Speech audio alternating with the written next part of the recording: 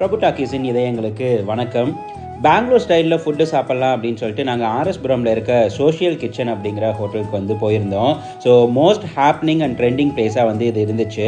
And அன்னைக்கு என்ன ஸ்பெஷலுங்கிறத வந்து மெனுவில் வந்து முன்னாடியே பார்த்துட்டோம். ஸோ பார்த்துட்டு உள்ளே போனோம் அப்படின்னா வந்துட்டு பயங்கர ரஷ்ஷாகவே வந்து இருந்துச்சு. அதுவும் ஒரு வீக் டே தான் போயிருந்தோம். அப்பயுமே வந்து நல்ல ரஷ் வந்து இருந்துச்சு. உள்ளே போனோடனே வந்துட்டு ஒரு கியாஸ்க் மாதிரி இருந்துச்சு. ஸோ அந்த கியாஸ்க் வந்து யூஸ் பண்ணி தான் நாங்கள் வந்து ஃபுட்டை வந்து ஆர்டர் பண்ணோம். ஸோ மெனு வந்து எல்லாமே பார்த்துட்டு செலக்ட் பண்ணிவிட்டு அதுக்கப்புறம் பார்த்தாலுமே எங்களுக்கு வந்து இடம் கிடைக்கவே இல்லை. அவ்வளோ வந்து ரஷ்ஷாகவே இருந்துச்சு.